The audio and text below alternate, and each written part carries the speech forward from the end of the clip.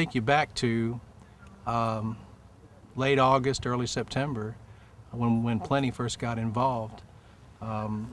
We heard that Hurricane Katrina had hit, and we really were sitting at home in Tennessee in the woods, and we didn't know what to do. A lot of us were looking for a way to help, and one of our members, Gary McLaughlin, called up and said, "Hey, let's send some buses down." And he took it upon himself to go to Kentucky, arranged to buy a bus. We had gathered supplies, and he decided, okay, I can do this one man at a time. So as one person, he went down, purchased the bus, and he just put it on his credit card, donated it to Plenty, and there we started.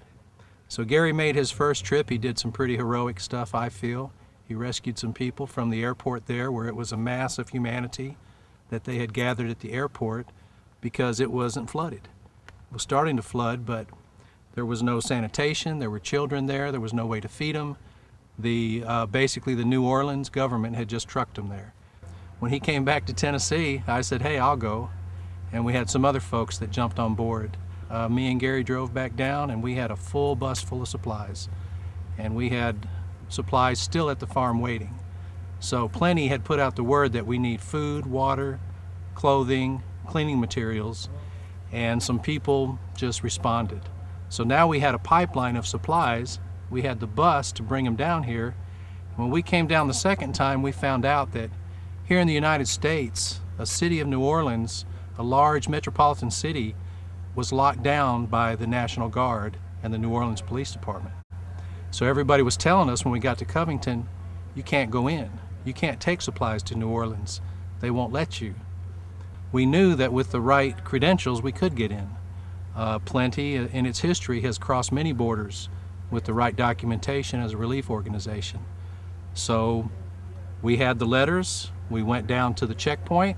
They stopped us, armed guards, and they said, what is your mission here? Do you have paperwork? And we said, well, yes, we do. We had seen them turn around 15 or 20 cars before we got to the checkpoint. And we went on through. So we started getting supplies into New Orleans through a police checkpoint that other people couldn't get through. Once we figured out we could do that, we dropped off supplies to people that needed it, and one of the Veterans for Peace had a connection with Malik Rahim, and he was in Algiers. They were locked down. There were actually people found there after a week or two that had been dead for 2 weeks. There was like 17 of them in that neighborhood. We got the word that Malik needed supplies, and we were able to get in. So we blazed on up to Malik's house, and that was the first load of supplies that he and Sharon saw. They said, "God bless y'all for coming. We saw you get stopped by the Army down here, and we want more. If you can bring more, bring it to us." So this was the beginning. This was before that was even called Common Ground. This was Malik Rahim and his neighbors, some pastors in the area, wanting to take care of their neighborhood. And they started right there in Algiers. After the first week, we knew that we had to establish some type of form or organization to help with this crisis, because by then we realized that the government had dropped the ball. Now I won't even say dropped it, never picked up the ball.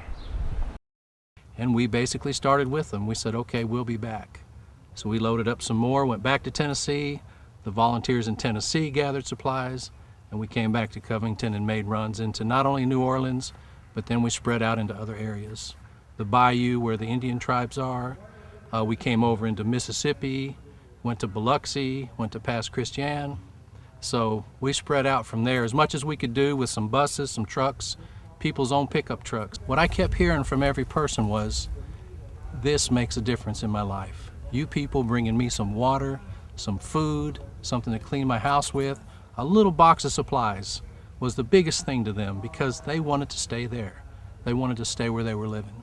We also were able to bring down some skilled carpenters, some people that had construction grade skills that are actually contractors in Tennessee. They started talking to the people that needed roofing. They did a roof right away here in Mississippi, in Biloxi. They started moving around, fixing people's whatever they could do and get their hands on. And then what we wound up doing was going down into the bayou and start working with the Home and Nation. We started a roofing crew there that is still putting roofs on down in there. And I think the last that we heard, they had fixed something like 400 roofs in that area. So it wasn't just us, it was other organizations, other people contributing. But we played a large part in helping to organize and start some of these grassroots efforts. The first time I came into Biloxi, it was just so devastated. They had 6 feet of water come in here and sit for about 5 days. I just decided on that first week that I was here that I would adopt a family. That would mean more if I would adopt one family, and then I could kind of see how their situation is, how they're making it, their hardships and things like that, and I could help one family. So I did. I saw Betty that day, and me and Betty just bonded immediately, and I knew immediately that she was who I wanted to adopt, and I told her that, and she felt the same way about me. I keep coming back because I just can't get it out of my mind, and I've developed relationships with these people, and I'm seeing their hardships firsthand, and everybody's left. You know, when I was coming down here at the beginning, Red Cross was here. Well, Red Cross never did come in the neighborhood. I mean, I did see them kind of on the outskirts. But anyway, when I came in, there was all this devastation, but there was also lots of help. And now, it's, 3 months after everything happened, even though these people are still having horrible hardships, everybody's gone. Red Cross is gone. Salvation Army really isn't doing what they were doing. The people helping these people are the church groups and the small organizations like Plenty. Sometimes I feel like I'm coming down here and I'm just running a treadmill that I'm not going anywhere. Yeah, I'm bringing them food, but I wish I could do more. We need people down here because these people don't even have their basic needs. They finally just got their FEMA trailers. They were living in their moldy houses for months. Some people are still living in their moldy houses, still haven't gotten FEMA trailers. These people were already people who were living on the edge, just making it, paycheck to paycheck, and this has pushed them over the edge because they've lost everything. They have nothing. They're starting from scratch. Some of these people don't even own their house. They were renters, so they have absolutely nothing. They're not just sitting around waiting for handouts. They have a FEMA trailer that they're only allowed to keep for 18 months. In 18 months, they may not even have anywhere else to move. There is nowhere else to move. I have to keep prodding myself for hope. I really do. One of my main frustrations is the first time I was going to come down here, which was about 2 weeks after Katrina hit, everybody at work was like, well, why are you going down there? You don't need to go down there. They're fine. Everybody's left. And I really thought, well, why am I going down there? Am I wasting my time? So I went down there and I came back and I said, no, people are still there. They're living in atrocious conditions. They're living in third world conditions. This is America, and why aren't we helping these people? Why isn't the government helping these people? Every time I go back, the nurses at work go, well, is it getting better yet?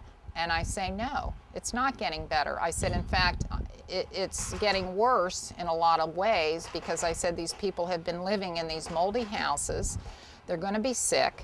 We're going to start seeing them having illnesses from breathing all this mold. I mean, you come into these neighborhoods, you can smell the mold all around you.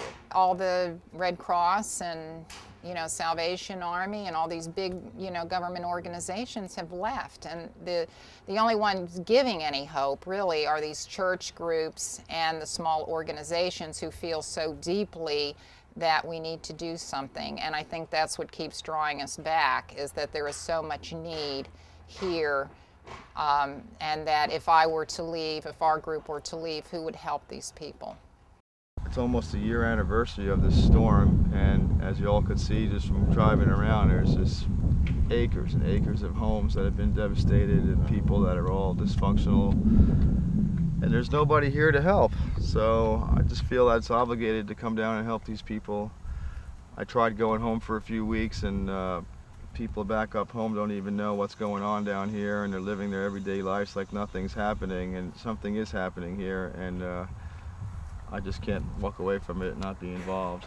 We have the gutting crews are gutting the homes, but there's nobody here to help assemble the homes and get the people back in their neighborhoods. That's kind of what I'm going to focus my time here as, just someone to help everybody get their homes back together so they can move back in. I mean, there is some help going on. But, There's a lot of church groups and grassroots people that are here doing mostly all the work. Anybody that's been here for almost a year without a paycheck has got to be a special person, because this is total dedication to helping the human race survive. I don't think any of these kids have gotten a letter from Bush saying thank you for taking your summer off of your life and coming down here to help people.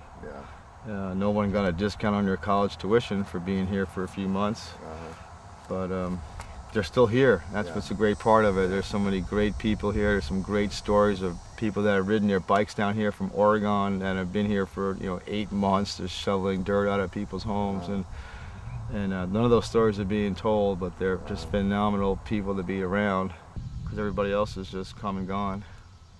This FEMA was only here for like a month after the storm, it seemed like. The Red Cross we've seen one time drive by, and that was it.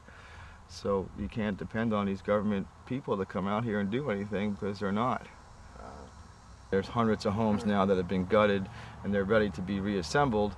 And of course we go into putting a roof on first so nothing gets damaged that's new in the home, and then from there it's electric, plumbing, and sheetrock. And we're not even really worried about little nitty-gritty things like trim molding and stuff like that. We just something that people can move in and maybe turn an air conditioner on in their window and survive in their own home again, and not be living in a hotel or a tent somewhere or a relative's couch. You always see all these media stories about the negative things that are happening here, and sure enough there was 5 youths that were shot in the 6th Ward due to some gang-related item that hit every paper in our country. You didn't read about the story about my volunteer found $26,000 in a brown paper bag in a house while he was gutting it, and gave it back to the 90-year-old man that lived in the house, who's now living in Texas. That story didn't make the paper, but those stories, the bad ones, do. I'm a small contractor from a small town, and maybe I'm a dreamer, but I've come in down here and I could just see, like during a blizzard or something, when the power lines are out, how you function, and it's the same thing down here. If we had a crew of electricians, they could come in and do the first block, then they'd do the second block, and they'd be followed by the sheetrockers that would come in and sheetrock. They'd be followed by the painters, and just go like that in an order form. You could actually rebuild this place without taking 10 years, but with nobody doing that, it's just going to not get done. And some corporation is going to come in and buy the neighborhood and build a Walmart or something there that we don't really need. And that's what the fight is now, just to keep these neighborhoods alive, because there's so much culture here.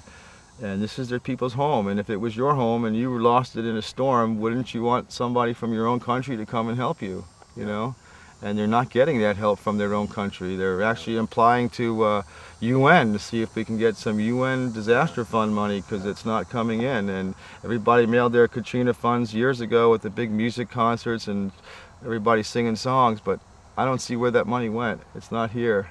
Yeah. So you could use some help. I could use some skilled labor, I could use some gas cards, I could use some sheetrock, some electrical wiring, all those kind of things, and maybe a truck to haul the stuff around in.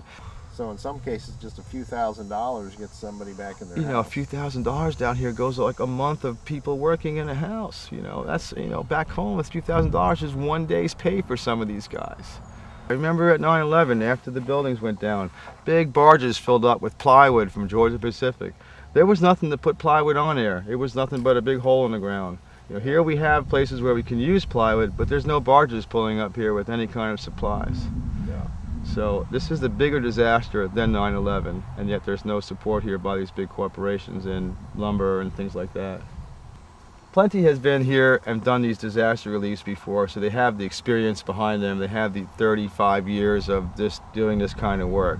So when everybody I never meet anybody at any of these job meetings, and I announce that I'm from Plenty, right away we're totally respected as, what do we do next? These are all new grassroots companies that just started these nonprofits from the storm. They've never done this before, but they're doing what they have to do to help these people.